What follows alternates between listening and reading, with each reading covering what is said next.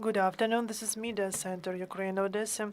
We continue for today, and our current guest online is Oleksandr Tolokonnikov, spokesperson at the Kherson Regional Military Administration. Good afternoon.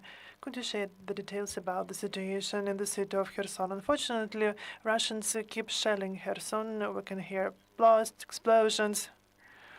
At 10:30, they shelled Zanalivska, killing an 80-year-old woman, and another woman was injured. She was brought to hospital. In the morning, they also kept shelling Kherson, and several administrative buildings have been damaged. Over the last 24 hours, there were around 40 cases of shelling, 200 projectiles that they launched from artillery, tanks, aircraft, so they use everything possible to shell us. Despite the fact that we are now trying to evacuate people and to deal with the consequences of their terrorist attack at the Kakhovka HPP dam. Despite this, they continue shelling, and those places where the biggest amount of help is rendered. As for shelling, last year I asked you about mobile shelters in the city of Kherson and in the Kherson region. Do you know the precise number of the shelters that there now?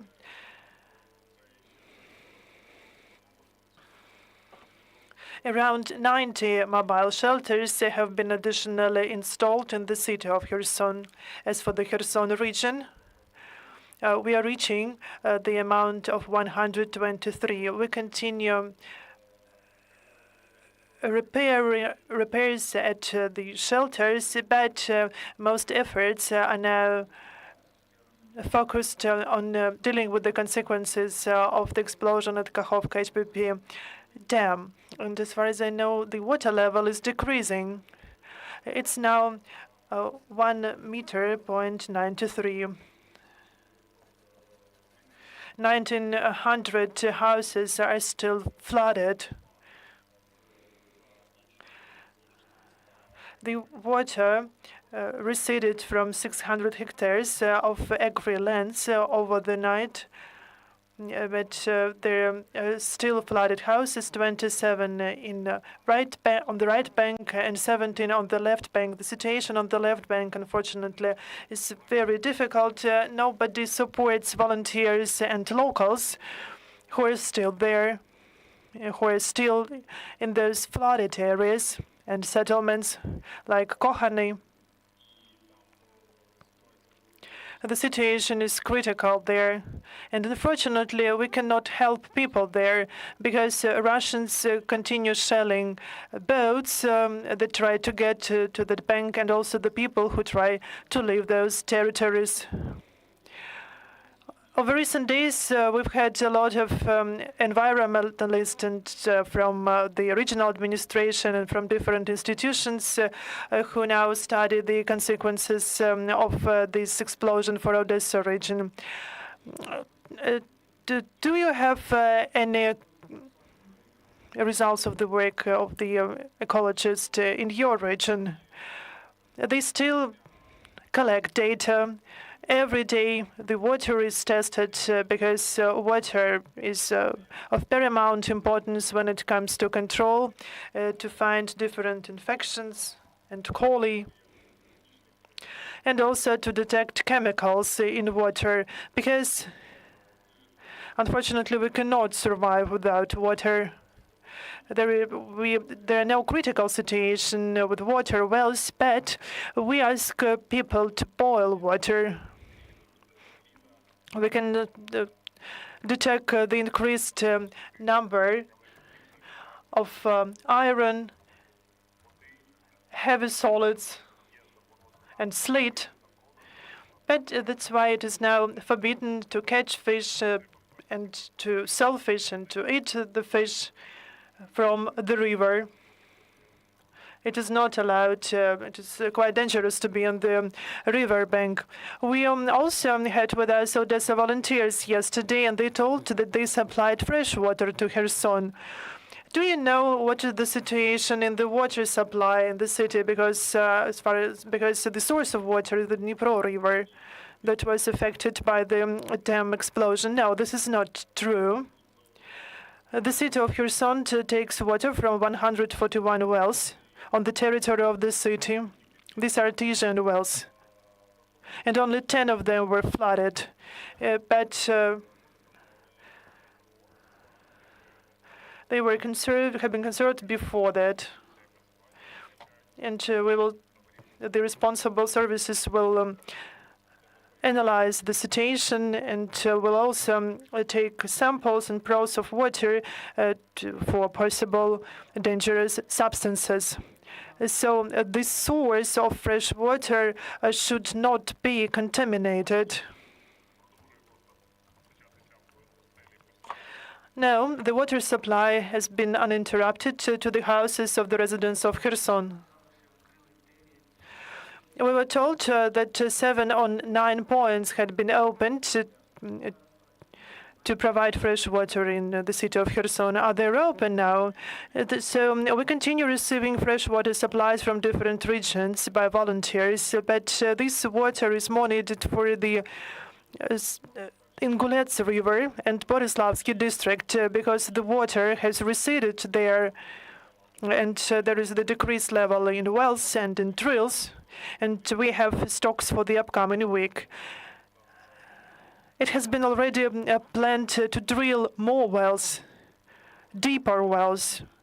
We have developed the design, and the situation will be improved there. So fresh water is needed not by the city, but it's needed by the suburbs of the city and the district, which was the most affected by the explosion.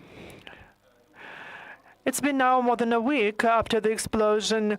Some people evacuated from the city of Kherson, from the suburbs of the Kherson and the region of the Kherson. What about the residents of Kherson? Have many people from Kherson left for Odesa or Mykolaiv, at least for the period mentioned? We still have evacuation trains at 4 p.m. once per 2 days, but there is a constant flow of people, and we don't know how many people return. As for the evacuation from the flooded areas, 1,780 persons have left those regions.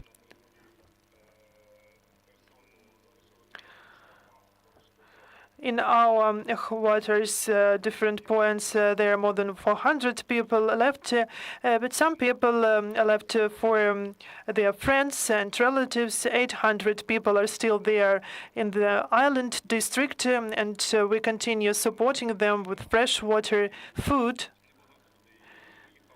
Not so many people have left Kherson after the explosion, to say the truth. Most of them are still here in Kherson, and they were evacuated from the flooded districts and areas because people want to wait until the water recedes just to check the condition of their houses. Do you have any forecast now about when people can return to their houses in the city of Kherson and in the Kherson region? I think that in a week, the water will decrease to the normal level. But after water recedes, the State Emergency Service should first examine the territory for possible explosive devices. Then police should record all the crimes, so meaning the damaged property as a result of the Russian aggression. It is very important to record everything. Environmentalists should also check the environmental situation. Then the commission with the police should contact local heads of communities and local authorities in Kherson just to record all the losses, to provide the documents for people to be able to receive a reimbursement of that costs. And also we need to clear up the waste And the last question, the Kherson region was one of the main regions, agricultural regions of Ukraine. Has the military administration preliminarily calculated the impact on the agribusiness of the region? Have you had any meetings between the military administration and the representatives of agribusiness in your region? We have not had calculated it yet because we are waiting for the water to recede to understand what is the real impact. It is also very important to understand that the decrease of the water level could affect the water supply through canals